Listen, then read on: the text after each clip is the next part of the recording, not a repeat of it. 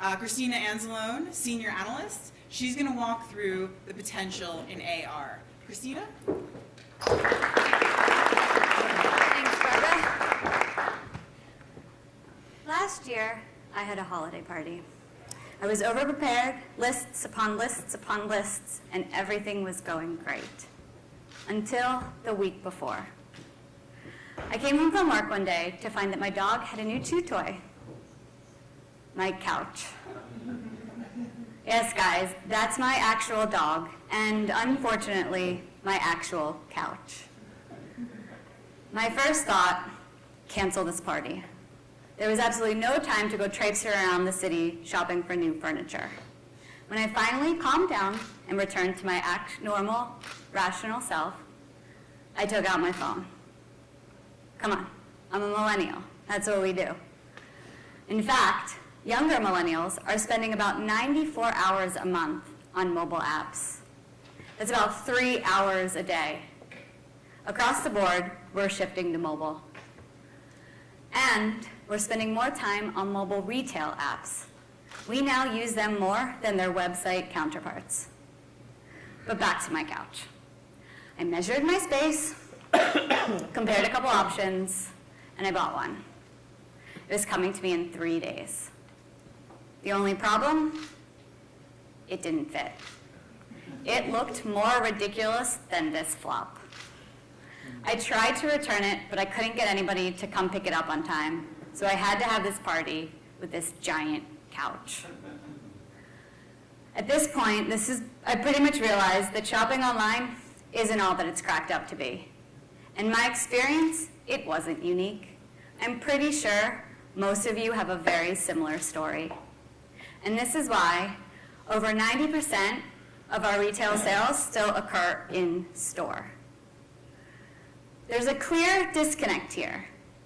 We're on these mobile devices over 20% of the time that we're awake, but we buy next to nothing, less than 1% on them.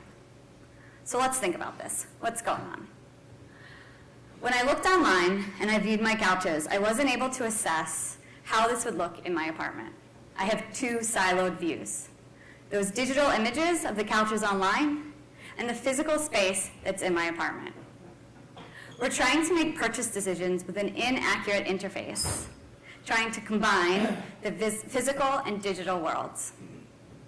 But that's changing now, and it's changing with augmented reality. It's a technology that allows us to place virtual objects in our real world in real time. AR, augmented reality, isn't new, but what is new is that our smartphones can now easily process the information quickly. And it's not that easy for businesses to implement.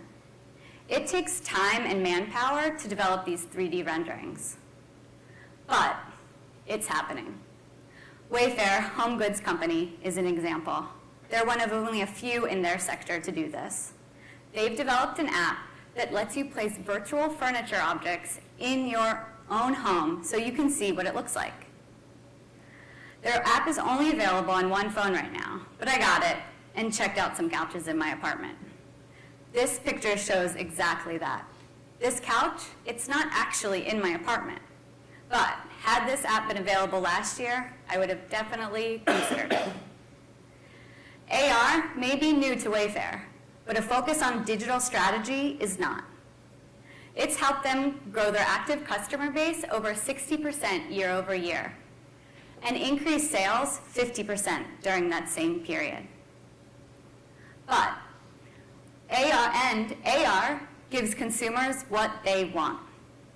In an October BI Intelligence survey, over a third of consumers said that they were interested in using AR to try out furniture. That compares to that 17% that said they wanted to play AR games. This means that AR can help transform and convert that $124 billion of in-store furniture purchases to mobile. But furniture isn't retail's only use case for AR. That same survey said that a fifth of consumers wanted to use AR to try out fashion. This is a huge potential for the personal care and apparel sectors. For example, $280 billion in the personal care market occurs in store. Only 8% of sales happen online, and mobile, negligible. AR can change that. But only a handful of companies are recognizing this potential. Sephora, the major high-end cosmetics retailer, is one of these companies. They launched their virtual artist earlier this year, and it uses AR to let consumers try on makeup before making a purchase. I can tell you from personal experience that adding these AR capabilities made me want to use this app again. But it did something else. Prior to this, I would only buy cosmetics online if I'd used them before. Using this app and these AR capabilities, I can try on different shades, and I feel comfortable enough to make a purchase in the app without having to go to the store to try it on. AR just converted me from offline to mobile. So, why is AR so effective? It leverages our mobile capabilities really well. It uses our smartphone's camera and location to provide context and relevance. And its mobility makes things easy and seamless. These strengths make AR well-suited to tackle digital's other problem, mobile ads. This is a fantastic opportunity for advertisers and apps that survive off of ad revenue who don't want to frustrate their consumers with annoying, irrelevant, and intrusive ads. AR is seamlessly integrated into the mobile experience, blurring the line between the advertising and the app's utility. Okay, I know what you're thinking. We've heard about them a lot. But how can I speak on AR's potential if I don't mention these guys? They're one of the best examples of how AR can disrupt mobile advertising. For the few that may not know, in Pokemon Go, players are on the hunt for virtual objects that they can only claim by visiting physical locations. And it was an instant hit. It broke records in their launch week in getting the top grossing app and most downloaded app.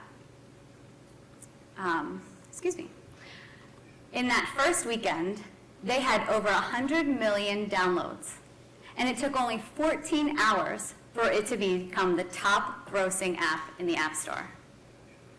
And it kept breaking records. Pokemon Go reached its first 500 million in revenue, 3 times faster than Candy Crush. And yes, there's been some drop-off, but the game still generates $2 million in revenue every day. So in terms of advertising, businesses can pay to turn their physical locations into in-game destinations. And this increases foot traffic. And since I've already mentioned that 90% of our purchases happen in-store, foot traffic, it's pretty important. Another app that successfully uses AR, Snapchat. They've used this technology to create fun animated filters that helps them maintain engagement. And Snapchat users, they're engaged. The company boasts over 10 billion video views per day, and its users share 9,000 snaps per second. Snapchat has recognized this advertising potential in their AR strategy, and customers have taken notice. Companies can now have sponsored filters like this one. AR, whether integrated into furniture, retail, gaming, or social, connects our digital and physical world. And it can make advertising something mundane as a battery into a fun and interactive experience. And that is why it has the potential to disrupt. Thank you.